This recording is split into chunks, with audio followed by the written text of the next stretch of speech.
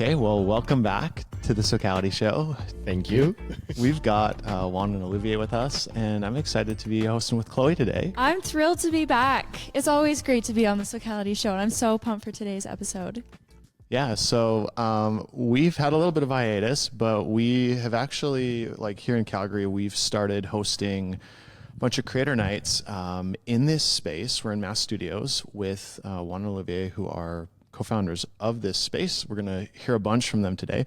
But yeah, we've actually gotten to host creators in here, and that's been a lot of fun. And so in the process of all that, we actually had them on for an event. I guess it would have been December, right? Yeah. So we kind of got talking. We were like, hey, that was so engaging and valuable. It would be awesome to have you guys on and kind of share your story with the community at large. So I'm going to let Chloe kind of steer the ship for the first little bit, and then I'm going to jump in and we're going to kind of get into some of their process and business stuff in a little bit. But Chloe, why don't you take us away? Sounds great. Thank you. So why don't you guys tell me, first of all, who are you guys? Tell me a little bit about yourself. Get started. Juan Castillo. I'm in charge of video generally here. Not doing that much now. We're doing more like photography in general, but I started the studio with Eluvier, and technically I'm vice president of the company and videographer. I am Eluvier Acosta. I started the studio with Juan about 5 years ago. I am the current CEO and co-founder of the studio as well, leading most of the productions on the photography end. So that's my role. That's great. So how did you guys first get interested in photography or videography? Like, what first sparked that interest? Well, I started doing video with a friend in university. I was actually going for industrial design back in Colombia. And like third semester or something like that, my friend that was studying arts was like, hey, do you want to help me with this video? I was like, sure, let's do it. And then it kind of came natural to me. I never studied or never did a course or never did anything related to photo or video. But I really liked it and I really enjoyed it. So I kept doing that with him. And then he left the country to do his master's elsewhere. And then I was like, okay, I'm going to keep doing this as a hobby. And then I kept doing that as a hobby until I came here. I found a couple of jobs on like the video side. Then I met him. And then like 3 months after was like, okay, let's start a business. That's awesome. And then how about for you? I always wanted to be an artist since I probably have memory of like being in school and everything, but went to engineering school first, and then Wow, Really? I didn't know that. yeah, like I am actually a petroleum engineer. And The then No masters. way. when I moved to Canada, like I was like, okay, like what's next? The oil and gas industry was struggling a bit then, and it just was a fantastic opportunity to go back to school. So I didn't complete the bachelor. I just went for a diploma in photography at ACAT, which is now University of the Arts. And that's how everything started.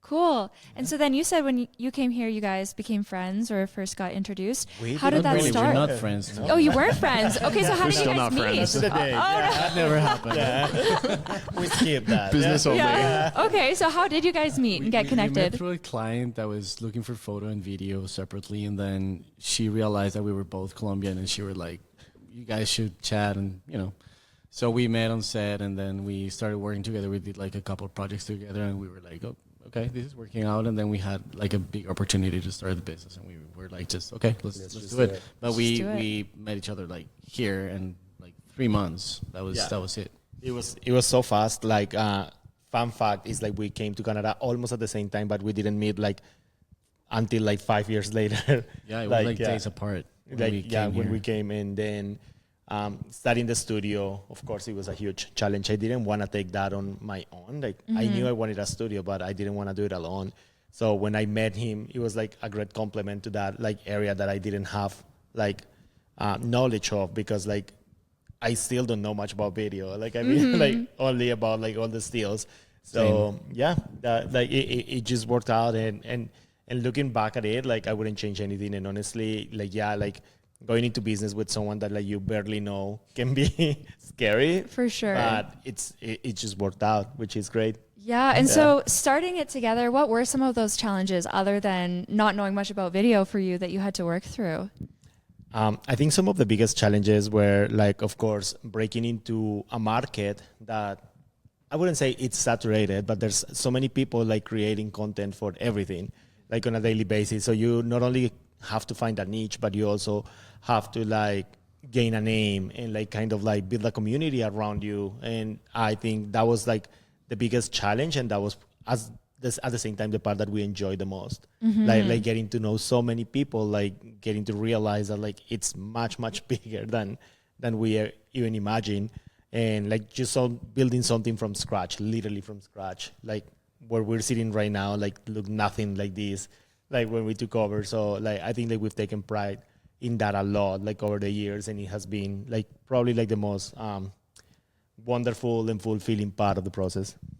Yeah, another big challenge was, of course, as any other small company or entrepreneur, is that we didn't really know what we were doing, right? Like starting a company is always like fun and great ideas and this and that until you have to pay taxes, until you have to file taxes, until you have to try to hire people, until you have to pay for rent and all those things that you need to save money, you need to organize your accounts, you need to have a lawyer, you need to have an accountant, and all those things that when you're a creator you don't really think about.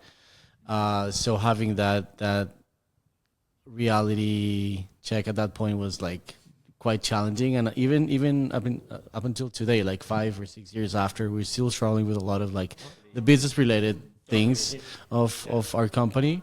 Not to mention, we opened our official first space a week before COVID. Oh, wow.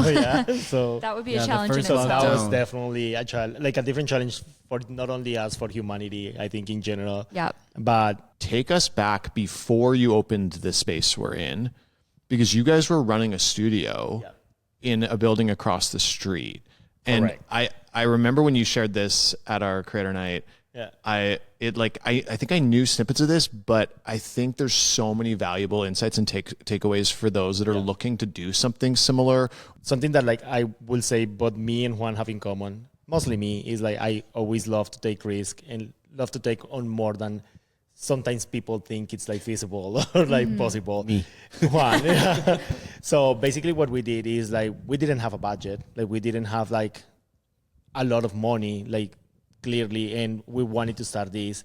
So like of course we started like looking at commercial spaces, and it was impossible. Like there was no way that we wouldn't been able to afford any of those spaces or like to open anything on our own. So I came with the idea of like visiting like all their like places and kind of like look into the like through the market at the moment. And when I looked to the market, like we found the Devonish building, and we realized that like a large percentage of the building was empty. Was vacant, and it was a moment where like COVID hasn't hit yet. The economy wasn't doing as good as like it did like a few years after. So we reached out to the landlord and we said like, hey, like this is what we do. Like this is who we wanna become. Like we wanna open a studio. We wanna do fashion. We wanna bring like something different to the city. The problem is we don't have a lot of money, and like we don't have an insurance. Like we don't have anything like. How can we like make this work out? And they're like, well, like, what do you mean? Like, how can we make this work out? And we're like, well, like you have a lot of space. We need a space. We don't have a lot of money. Like, how does it sound to you? Like if we pay like literally the bare minimum to occupy your space, knowing that whenever your space gets rented for sure, like for real, like we will just move overnight. And he was like, I don't know that exists. He's like, we have like in the past like execute like short-term like leases, but that's it. Like what the model that you're presenting to us, like that Hasn't been seen like, before. Yeah, hasn't been seen before. So we're like, well, like why don't we try it? Like why don't you let us move? Why don't you let us make some money? We take when it was like 5,000 square feet. I think it was 3,500. It was like 3,500 square feet. It was like a massive space. That's great. We literally had a desk and a computer. We had like 6 different rooms, a big hallway. Yeah, it was the whole kitchen corner of the building. of the We had a building, like the balcony. It most was beautiful crazy. view. Yeah. Like it was gorgeous. And then they were like, well, like what's in your capacity to pay for this place? Like knowing that like the actual value of the place was like closer to like 15 grand like per month. And we're like, That's well, crazy. we can pay like 300. Yeah. And the guy was like, that doesn't even cover for the utilities. And we're like, well, like, sure it covers for something. And like, we're like, and literally the moment that you need to kick us out, like, you don't have to wait a month or 3 months. You don't have to even give us a notice. This is how much like we have, and this is like all we own. Like we can literally move it overnight. And the guy was like, sure. Yeah, I was At this point, I could say that we could have started a moving company because we yes. did so much. Yeah. that Oh we my God. Really learned how to We do it we properly. went into that space for 6 months, maybe. I think so. Yeah. Probably like 6 months, and we were of course so excited. Not to mention that like having a proper studio like literally elevated us, and like everyone like started like kind of like hiding us because they thought like, oh, like look at these guys, they have a studio, and like they have like a business going on and all this stuff, when we like literally were paying like basically nothing for that rent. And honestly, like to the day, like we are so beyond grateful to this human. Like he did so much for like our studio. Like I don't think anything of this would be possible without him. Sorry. And I also think he was a visionary. Yeah, because basically he gave us an opportunity to start a business with nothing, and he rather had some sort of money coming in rather than nothing, right? And that's what a lot of big companies do. They rather have the space empty or not do anything if there's not enough money compared to what they usually charge, right? So I think this guy really did a good move, and it's not only for us, it's also for the community, because we have been able since then to, hire people, support the economy, open our space to a lot of other creators that maybe don't have the opportunity to start a studio. So I think this guy really did something for us, but also for the city and our community. And a big shout out to him. Yeah, like how long were you able to operate in that space before you had to leave? The first one I think was 6 months. 6 months. Okay. Then we moved to another one for like 3 months, then another one for 2 months. I think we had 3 or 4 spaces in the same building. Yeah. Okay. And that's when we told the same guy, we were like, hey, we need are something done more with this. permanent. Now we are starting to become a business. We were like maybe almost a year in. Almost a year in, yeah. And then we told him we want something that's ours and that we're not going to be kicked out. Right. We appreciated that at the time. Now Yeah. we need something different. So how about we start looking? So the guy brings us to like what is Studio A today. I came by myself. Like it was just the two of us, and then I walk into the space, and like it was not great. And then the guy is like, well, like this has been empty for 9 years, and I was like, okay, there goes an opportunity. Like if it has been empty for 9 years, like no one wants this, which is great because we can make it our own. Mm-hmm. So I was like, okay. So I was like, well, I need to talk to Juan. I bring Juan. Juan is like, absolutely not. He's like, No. are you out of your mind? I'm gonna try to explain and describe the space.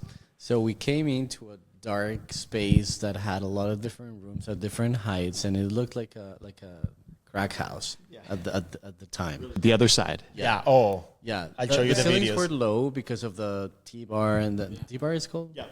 And then it was like a recording studios from the 80s. So everything was isolated, but with like carpet and like the old technology, right? So they had also different floorings. They had a little stage. There was even just a random toilet sitting in the middle of the space. It has through the years also become like the dump of the company. Yeah, so like, like they were anything throwing that things like in there. they were just like putting like disposing of garbage in the place. So like, of course, as left soon and as I right. came in, I was like, nope, Yeah. right back. Yeah, I was like, no, we're not doing this. And I was like, wait a minute. I was like, hey, Hear me out. Hear me out. hear me out. You're like, I got a dream. Easy. Yeah, I was like, listen, easy. And he was like, there's windows. And I was like, yeah. okay, let's see. Once he showed me the windows, I was like, okay, there's Yeah. natural light here. You're like Let's south-facing see natural what light. else. And Yeah. then it was Yeah. a long conversation that we had. And Like we went back and forth a million times, and Yeah. then ended up like studying demolition of the place. Like you name the issue, we had them all. Like literally, like it was like a huge like construction school for us. Like Wow. we didn't know anything about this, and we end up like learning like not necessarily in the best way. But then like when it was nearly finished, like when we were like, okay, like this is happening, like look at the potential of this place. Again, we didn't have a dime. Like the little that we have saved has all gone through like paint and construction and like moving and like kind of like trying to set this place up. It was like 6 months of back and forth with the construction landlord, company. the construction company. The Demolition took demolition, forever. painting, everything. Just to get it To get it ready. to Yeah. what you see today. Not even because Not we even. didn't Yeah. have It's changed the, so the much. cyclo at that point. Yeah. It was just Yeah. like a white canvas. Just Yeah. a blank space, Yeah, no basically. And walls. then we move in, like, we're super excited. We start, like, advertising the space. We start, like, Yeah. inviting people, being like, hey, like, look what we did. Like this is exciting. Like, come see it. And then avenue, which has been like in my bucket list forever. Of course, like living in Calgary, like that's the one and only magazine, like in the city. Like they're like, okay, we're gonna hire you to like shoot the spring, I believe it was spring 2020, editorial for the magazine. So pumped, like that's the job that is open in the studio. Like we like literally are like, this is gonna be a good year. Starting with the right foot. Starting out with the right foot. Like they come in, we shoot the editorial, and literally the next day we're going into a lockdown. This was the beginning of, this is 2020? This is 2020, yeah. And we're like, maybe not. Yeah. So, and then from there, like, oh guys, like a million stories, honestly. Like we are the living proof of like, do what you need to do just to make survive. it happen. Like literally we did the unimaginable. like to like keep this place, like to keep this place open. So, and we're proud about it. But and honestly, those were very scary times of uncertainty, and like we just spent all these money, all these resources, all this time to bringing something to life that's not gonna work out because, and it's not. We didn't even had a chance to prove ourselves. So we were in that situation, and then we started to make it work. And honestly, like everyone complains about COVID for obvious reasons, but we can't complain, to be honest, because right in the middle of it, we doubled the space. We not only survived, but we also doubled the amount of space that we had based on an opportunity of like people in Studio B had to leave. I don't know if they started working remotely or they had to close. Honestly, I have no idea. But at that point, we saw the opportunity. We spoke with the landlord, kind of same deal. And then we took over the space. Again, Larry told me, and I was like, no, you're crazy. We're not doing these. It's COVID. What are you thinking? And then we started talking about a lot of different things, and we made the decision to expand. And then again, we not only survived, but we also were able to double the space throughout COVID. So that was a big thing. So honestly, it was a challenge, but yeah. And so fast forwarding to today, do you mind sharing like what your day-to-day looks like? Like, is it the same? Like, what kind of stuff do you do every day? It's never the same. Like that's something that like we value so much about this business. And it's like last year was fantastic. Like we and I wouldn't only mean that like in a business manner, but like in a professional way. Like it was so good. Like we had the opportunity to work with so many incredible people. Like we had the opportunity to do so many projects that like we will probably keep close to our heart forever. Like not in my wildest dreams I ever like imagine I was gonna be driving to the city and seeing like billboards that like of work that I like should like that is like to the day like some of the most like valuable like thing like personally speaking and like for the studio speaking. But what a day to day looks like here is different, and that's something we love so much. Like there's literally months where like maybe we don't touch our cameras. Like there's literally like not a single like job. But then we have like people from other cities, like other creators coming into the space, like doing their work. Like we get the chance to talk to them. Like we get the chance to like see what they're doing and like chat about like what they're creating. And it's so enriching, you know, like it truly speaks to like a community. Like when like it's not all about what you do, but it's also about what's growing around you and what's growing within you as well. Talking about working with these clients, and you sound very involved in that process, from concept to execution, how does that typically go for you guys? Oh my God. I know it's a big question, but if you had to break it down. Yeah. I'd say that it depends on the client. It depends on the client for sure. Like it depends on the scale of the project. But like speaking on a big project, like something that I also take so much pride on it is like I'm never alone. Like there's always a fantastic team behind it. Like there's always so many people involved. And it just goes so much further than like just clicking a frame, like getting ready for that, like pre-production, like getting even like a rental list, like planning lighting and all that stuff. We are so fortunate to have the team that we have. Like honestly, like all the people that work with us are so passionate and are like and take their job so seriously that I think it makes our life not only easier, but like it just shows on the work. Like when people look at our work and they're like, "Oh my God, like you're amazing," it almost like aches me, like it pains me almost because I'm like, I know there's not like any bad intentions behind those words, but I'm like, please don't say your work because like I feel like I'm stealing from like a bunch of people that have like poured their hearts. I am, yeah, you're taking like poured their hearts and hard work on it. So like that's something that I always very vocal about it. Like when I speak about like work, I'm like, not a little of these will have been done without the help of like so many other people. Now, there's another thing in terms of how things happen from concept to making it a reality, and it's that, again, it depends on the client and the project, but because basically there's clients that are like, do whatever you want. I trust your creativity. Yeah. I know your work. Do whatever you want. And then you show them what you did, and then they're like, how about we put this black? Or, how about we get rid of everything? Yeah. Okay. And then there's others that want to be hands-on on everything, and we're like, a little bit too much. Too much. And so we usually try to make that balance where the client that wants us to do everything, we bring them on board and try to make them involved in the project. And then the ones that are very hands-on, we have to work on, like, trust us, this is going to look good. Here's an example. Here's what we've done before. So there's always a little bit of kind of creative negotiation with the client. For sure. And that's so important what Juan just said. Like, something that is like really valuable for us is always like get to know the brand, get to know the client, get to know their story. Like I know, like, in this fast-paced like content creation market, like we all want to do things like in an hour. We all want to do things in a day, like so fast. And I'm always like, take your time. Like I always tell like people that are learning photography, I'm like don't go out and shoot 2,500 frames. I'm always like telling them like pretend that you're shooting film. Pretend that you have like 10 frames in your camera. Pretend that you have 20 frames in your camera. And I'm like, and think about what you're doing. Like just think about it. Yeah, sometimes there's moments that like you just click and the moment's gone, right? And then like you just got that fantastic shot. But there's some other times that like just taking a moment to breathe, like taking a moment to like connect, like with the client, with the model, with the product, like with the set, like it's more valuable. Like thinking of what you're doing instead of like just going for the volume and then going home to check 2,000 images to see if you got like a good one. Yeah. I'm always like, if you have 20 and every single one of those frames had a purpose, I'm sure you're going to find like a fantastic image within that gallery instead of like just rushing and like kind of like not enjoying in what you're doing. That makes sense. So what are some of the biggest, other than rushing things, the biggest mistakes that you see creatives making when they're working with clients? I think in general, and this is something that I spoke when I was with Jonathan last, I think like the biggest thing that I find in creatives is like the lack of confidence and the way that like people like self-sabotage their work. Right. So, and it's something that like happened to all of us. Like I wouldn't say like I'm better than anyone or that I'm like above anyone when it comes to this.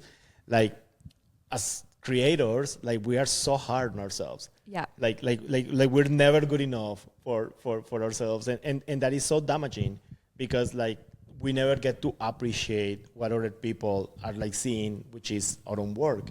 And then like you'll often will like find out that like you post something or you go and like create a website or something and you hate it so much and then people start speaking good things about it and people start like, oh my God, like your work is beautiful and I love that you're doing. And it's almost hard to believe that they're being honest. Like you're like really? Like, oh, do you really like it? And it's mostly because like we're in such a desperate rush to like be famous or to like get recognition or to like get approval that we don't enjoy the process and we don't respect our own process. So I think it's very valuable that like we learn to appreciate like all those little wins and like all those little steps in our own careers. Like I try to do something and it's like when I shoot something I'm always like try to like first of all of course like put my soul and heart and life into it, and then second of all like whether it converts to what I had expected or not, like just have a little like just be grateful and and just like recognize that I did that, like whether it was on my own or with a team, mostly with a team, that like it was also like a lot of people's work. So like just like be like, you know something, like yeah, maybe this isn't exactly what I was looking for, but I did it. Like there's people sitting down at home that like didn't decide to leave the bed today. I did. And I shot this and I deserve credit for that. For sure. Yeah. What other words of, so say you noticed a photographer was having this issue and they came to you for advice. Would there be any actions that you would recommend them to take to try to get over this? Definitely. I always tell people like keep going, because that will mark a difference between you and a huge percentage of the population of humanity, and not only in the photography field, in every field. I'm always like, keep going. You did something you hate, tomorrow is a new day. Right. Like tomorrow you can do it again, and maybe you'll hate it again, and you're gonna have to do it again until you love it. And I'm always like what I've done my entire life, and like especially with my photography career, is like we have had like insanely slow months, like months like where we didn't have a single client, and I was like, well, we don't have a client. This is a good opportunity to shoot what I love. So like That's just good, yeah. go on your creatives, like go on your personal work, like find out within like this huge like market what is that like really brings you happiness, and then just like focus on that. And people are like often like, well, like I don't have the resources, and I'm like, yes, you do. Yeah. Like you do. Like you don't have to like make these like a $5,000, like a $10,000 like collaboration. Like you can buy coffee to everyone, invite your closest friends, Yeah. and like just create something that you're all happy with. Right. And I'm like always like just do not give up. Like the moment that like you sit at home and you're like, well, I'm gonna wait for inspiration to come and knock on my door, it's not gonna happen. So on the topic of challenges, how do you handle creative blocks if you come across those, or lacks of inspiration in general? Honestly, I have a lot of those, but I also have so much stuff to do that I kind of procrastinate my personal creative things. When it comes to clients, it's usually easier because there's a team always, right? So I think I speak for both of us. We always think and value the input of everyone, right? It doesn't matter if it's makeup, it doesn't matter if it's the assistant, it doesn't matter, I don't know, it's a friend's client, whoever comes up with an idea, we're always like, okay, let's try that. Let's see how it looks. We are always open to, creative negotiation with everyone, and we value everyone's input. So every time I'm in front of the camera and be like, I don't know what else to do, I'll be like, anyone's got an idea? yeah. Usually I never have to ask for it, but it just flows. Like when the team sees that things are not moving as they should, a good team always would step in and kind of collaborate in terms of creativity. Like there's been this theme that you guys have been talking about, which is the team and people. And I love that was your kind of response, even as it relates to creative block or something that like involve others. Cause I think that so often, like, I mean, we talk about community a lot, especially with Socali. That's like kind of our thing. But I think that it's like funny listening, how you just kind of click on something. I've never thought about how important that is also in the creative process. And I guess one thing, this could be either of you, but as we're going to move into the kind of business and some of that stuff, but I wonder if we wait too long to start working with others. Like, is that like, would you say that like for a lot of people, like there's a delay? Cause I mean, Olivia, you just spoke to like, you take one click, but that was not just you. It's a whole team. Yes. And I agree with you, Jonathan. I think like we wait too long. We think if we do it all, it will be better. Like we have like that perception, and it's so hard for us to let go on things. Most of the photographers that I know, they're like, I will never let people retouch my images. And I'm like, I will never retouch my own images. yeah. And the reason why I'm like the moment that you understand and respect that there's people that are better than you at doing some things and that can elevate your own work, like the faster that you understand and learn that, like the faster you move up.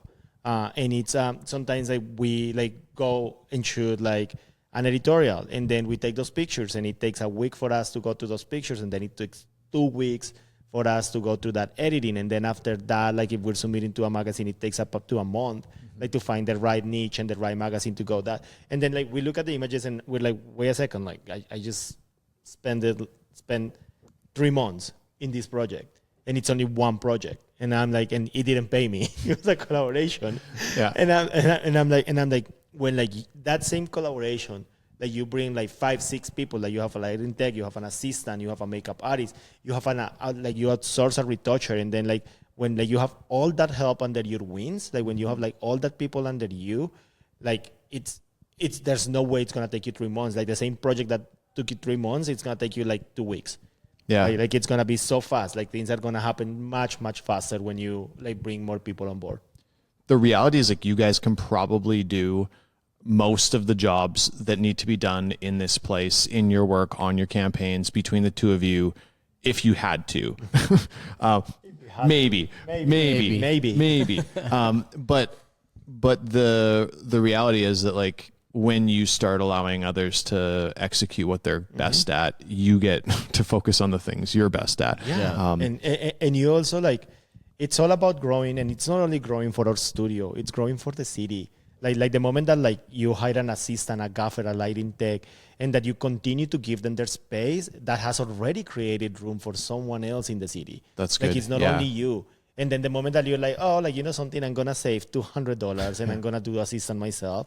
Like, yeah, well, you have $200 in your pocket and you're taking that away from someone that wants to do it, from someone that is behind you and that has supported your business. So for us, it's very important, like, to like make clients understand the value of that. Yeah. Like, we do get the client that are like, you don't need two assistants. You don't need a lighting tech. Aren't you the photographer? Why do you need a lighting tech? Yeah. And then that's when you have to like politely educate these people and like make them understand that like there's an A and a B, and like A is like the full like package, and then if you go for B, well, you get what you get, and no one likes to hear that. Yeah.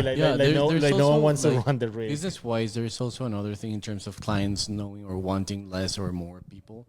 And for example, if we have a team of 5, we're going to build it much quicker, and then we can get to, shooting right away.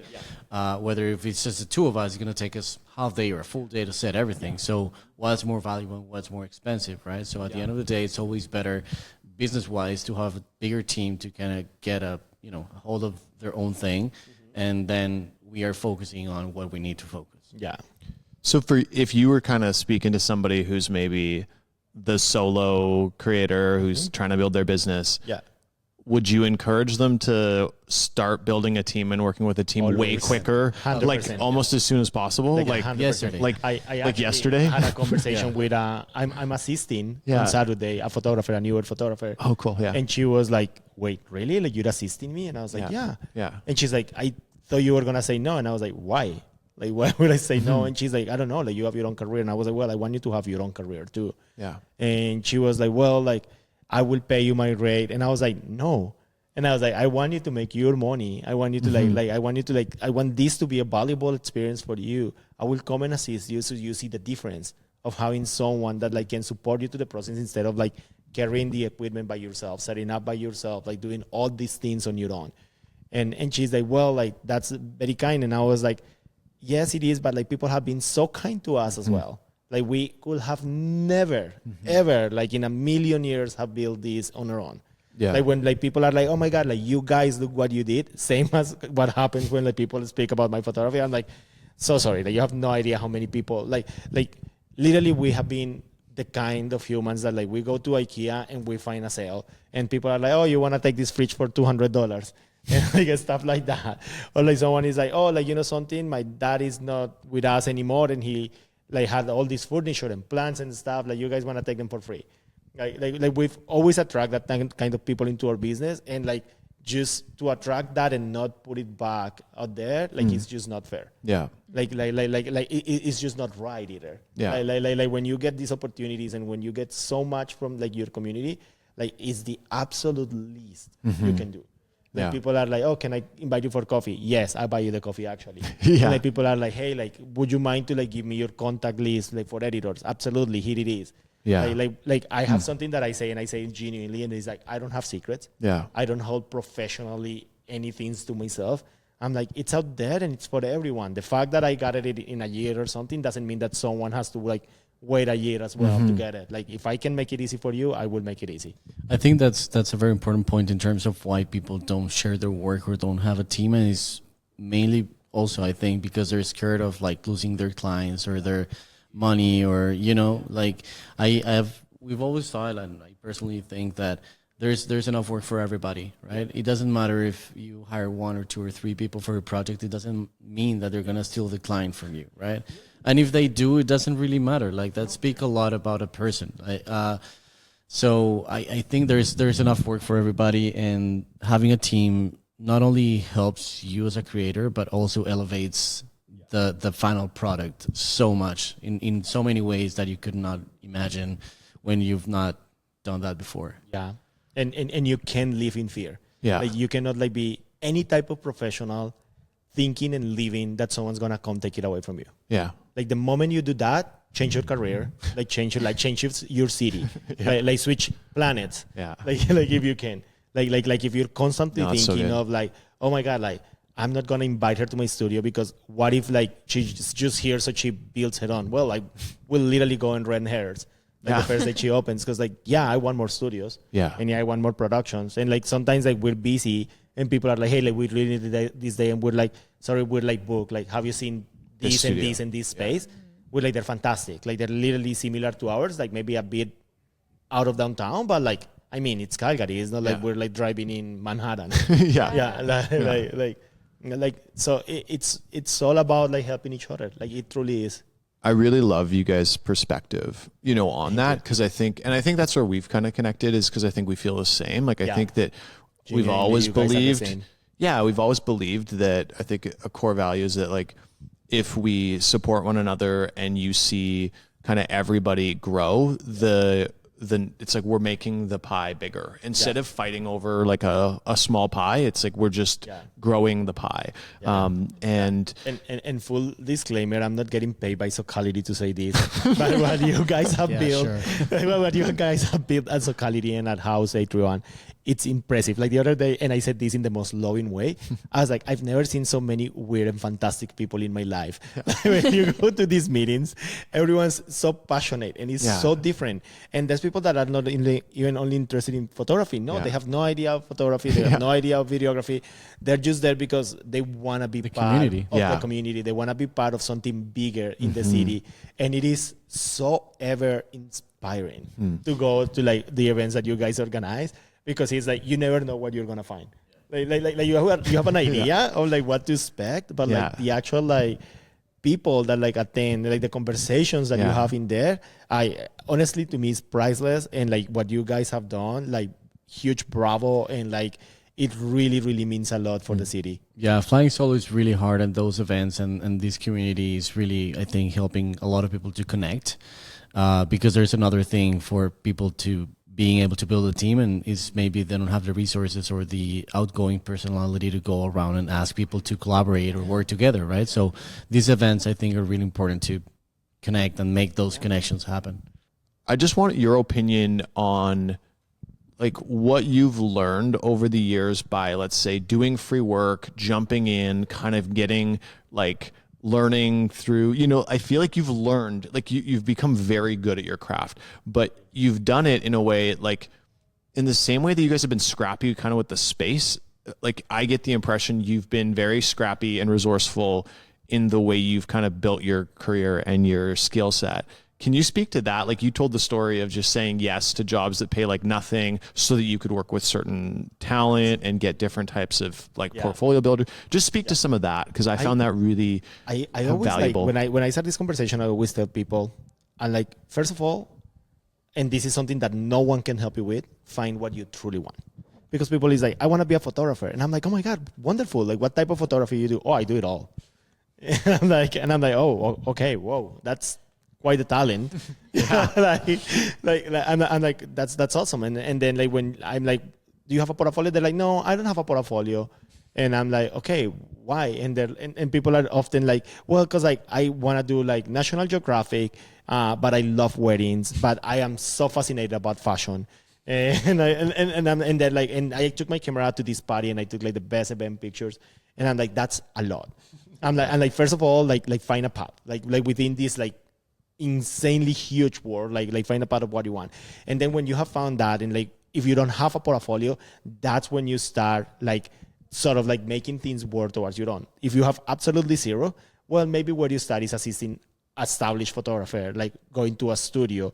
Or if you don't want to be in a studio, maybe you like go to a magazine and see like if you can assist the photographer on location and all these things. But like always keeping in mind like how can I make some of these like collaboration work my own? Like how do I step in? I always tell people, don't say yes to everything just because you are so in a rush to like have a career. Say yes to the things that like can little by little build what you want, and always get something out of your work. Always. Like the moment that like you start collaborating just for the sake of collaborating, like it doesn't make sense either. Yeah, that's good. Like it doesn't help anyone. Like if you're just assisting because you're shy to say no, like you're gonna go and you're not gonna have your best attitude. Like you're not gonna be at your 100% because to begin with, you don't even wanna be there. Speaking personally from my experience, like I did take a lot of jobs where I didn't get paid a dime. But then these were amazing opportunities to get to work with the models I wanted. Yeah. So like some clients were like, well, we don't have a budget for photography. And I was like, oh, okay. And they were like, but this is our product and we have this budget for models. So like speaking to that specific case, I was like, well, if you don't have a budget for photography, but you have a budget for models, I want the best models that you can possibly afford. Yeah. So I get to put that in my portfolio. Yeah. Because as you know, like there's like, of course, like it's experience levels in the modeling industry. So like sometimes like getting to work with one of these models, like will take you 5-10 years because of course, like your group of clients not being able to afford them. Mm-hmm. So like if someone is not willing to pay you, you need to make sure at least that like those images are being fantastic. And I always like put this example. I'm like, is the type of client that is like, I don't have a budget for photography and you're taking pictures of my beautiful daughter. And I'm like, no. Yeah, like politely, like learn how to like decline these opportunities. Because what are you gonna do? Are you gonna take like those daughter pictures, like put them in your portfolio and is this gonna book you any work? Yeah. Like not really. So I always tell people like, do the collaborations and do the free work that you think will put food in your table eventually. Like an investment. Treat it like an investment in your future. Exactly. It's an investment in your future. Yeah. And then like I always also tell people, like when you commit to these collaborations, give it your 1,000,000%. That's good. And like don't ever like do it like, oh, like I'm here assisting, but like tomorrow I'm gonna do my own. So like today I'm not gonna go all the way. Like I'm just gonna like kind of help and hang out around. Don't do that. Because first of all, like you don't know who's on set with you. You don't know who's watching. Yeah. And maybe like that client that you're assisting for today, like will love your attitude, like will love who you are, and maybe that's your client tomorrow. So like all these little things, it's such a small city. It is. It really is. Mm-hmm. Like word goes around, and like that's like when people are like, oh, like that's my client. I never use that word. Like my client, first of all, not my client, it's our client. And even the word our client, like we don't use often. Yeah. Because what if they decide to like shoot somewhere else tomorrow? Am I gonna be upset about it? No. Yeah. Like everyone deserves a fair opportunity and everyone deserves to have the chance to like work with these people. Like you don't own like necessarily like these companies or like these clients in the city. That's good. Yeah. I think there's a theme that, I mean, I love these conversations because I feel like we always come with probably like a huge list of directions we can go. Yeah. And then it's always cool to find the thread. But like I wanted, as we kind of, start to like bring things a little towards a close, to spend a little time on, I think like longevity was something I had in mind that I thought is important. I think so much, so often in the creative realm, it is, because you're working for yourself, because of all these things that you guys have mentioned, it's hard.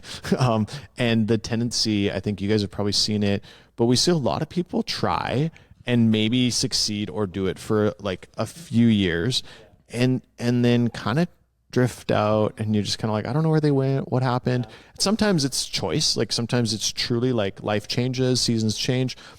But sometimes it's because it actually just got really hard and they couldn't build an infrastructure to do it in the long term. You kind of spoke to being consistent and consistency. And I think that's a really important like character trait just in general. So I want to thank you for like sharing that. But on a business side and as like, I guess, creative individuals for both of you, and then on this business, it's like, how do you guys look at, say, like, the next 10 years, or how are you looking at, okay, like how does mass grow and stabilize and even accelerate kind of over the next decade with you, maybe alongside of you? Mm-hmm. What's your kind of, I don't know, perspective, I guess, on long term? Vincent, I'm going to hand it to Juan. I will say like one of my favorite words these days is adaptability. Yeah. Like the world we work in is not the same today and tomorrow, and it wasn't the same yesterday, and it won't be the same in 5 years. So the more that you can adapt to change, that you can switch your style to like fit a current perspective, like the easiest and like the faster that you'll find work.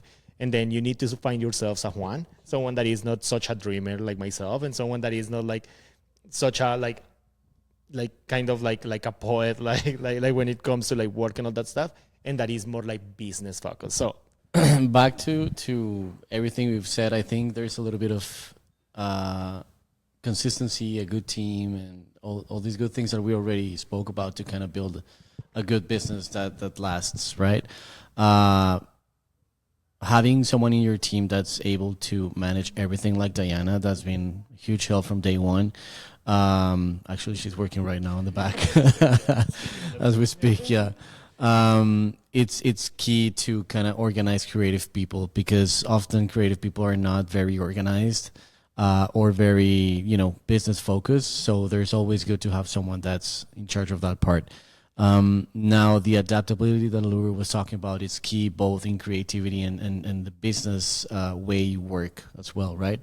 So I think we have been able to grow basically because we complement each other a lot. So again, flying solo is much harder, and having a team helps a lot. But I think and I always compare this to the gym in a way, or like any other thing, you have to keep showing up. You have to keep working hard, and you have to keep waiting to see the results that you've been planting in the past, right?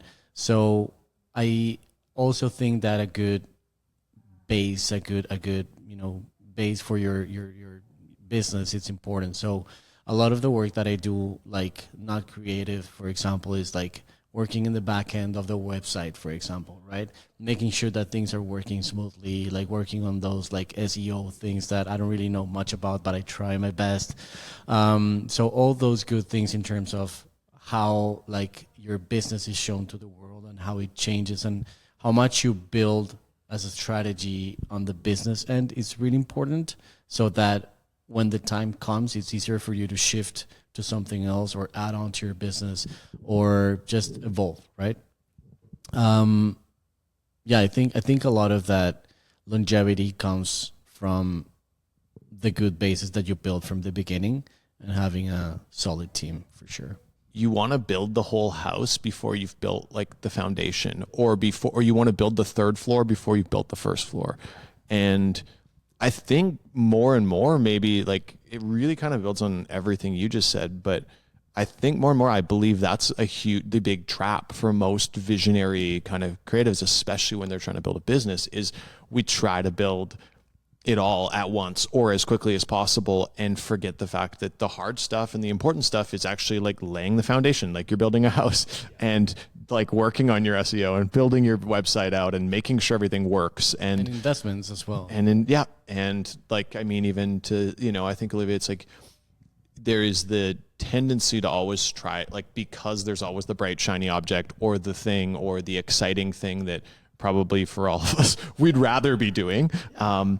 But I think you guys have said so much, that I think ties into that. And I think the team, I guess, just to kind of wrap up, like, speak to the importance, I think, for you as you kind of looked at it, just of like tying it all together as it relates to community and support and the people around you, and kind of as the vehicle, I guess, that kind of carries you through and into this next chapter.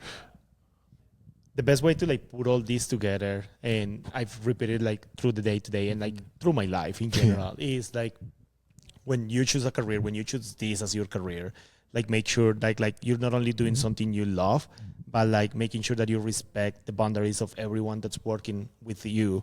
Like make sure that you hear and listen to everyone that's around you.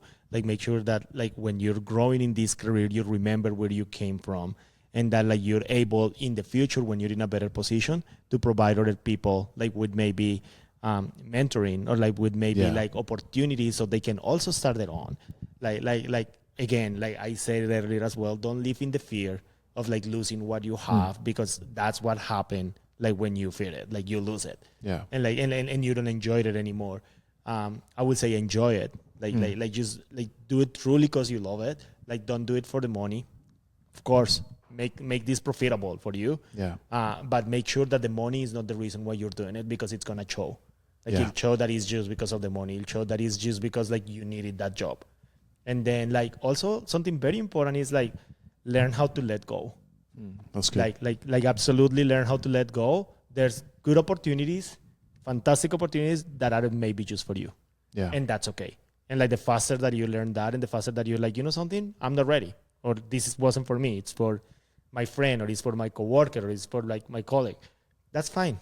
That's okay. It comes around. It always does. I think it's important to know your limits as well when it comes to the business, right? It's always important to know where to invest your money, time, or resources in general, right? So I think, and we have this conversation quite a lot, where we have some money coming from a client, and then we're like, okay, we need to pay you all these stuff, but then we have a little surplus. What do? Do we save for like the slow months, or do we buy those lights that we have needed for the longest time, right? So again, it is good to have a partner in business, because it always, this conversation is always back and forth, and we come to a negotiation that helps us both, or we both want, but also the team, because we have, for example, Tony, that is the one that deals with light and all the equipment, and we're like, what do we need more? Do we actually need this light at this point, or we can wait 6 months more? Yeah, it's important to know where to put your resources in general and when to do it, because if also you save all your money, then you're not growing, right? Maybe you can use that money for other things, but then you're just not growing. So it's important. There's always a risk. Yeah. The kind of amount of risk that you should take. Yeah. I also want people to do that, to take risk. Yes, but that's when I come in. It's good to take those risks, but always kind of analyze the outcomes. We will never know what's going to happen, but the more you know and the more you prepare for the possible outcomes, the less surprise you're going to have and the more prepared you are for everything. So that helps you decide how to invest your resources, right? Like, it's not only buy that light because it's cool and it's new and it's going to help your business, but also, like, can you rent it?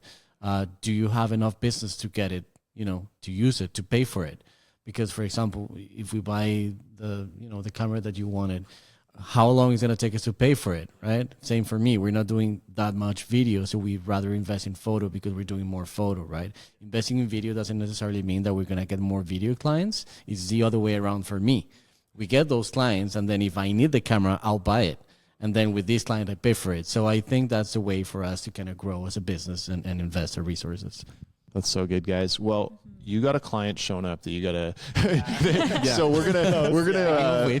This is a functioning daily business that we've interrupted to hop in and. We're so happy to have you guys here. Yeah, because I don't know if we actually mentioned this earlier, but we're here in the studio now recording it. Yeah. So, guys, thank you so much. Thank you. We really appreciate your time. Thank you. It was great to learn from you. You too. And we'll see you guys around. We're gonna be sharing more from this space and trying to probably add a few little tidbits as we host things here with these guys. So you'll see more of them. And we're seeing you at the end of the month, I believe. End of the month. Yeah. We're hosting another event here. So like in a week. Guys, thanks so much for listening, and leave us a comment, like, subscribe, do all the things. 5 stars if you haven't already on whatever listening platform that you listen from. And we'll catch you guys on the next one. Take care. Thank you. Bye.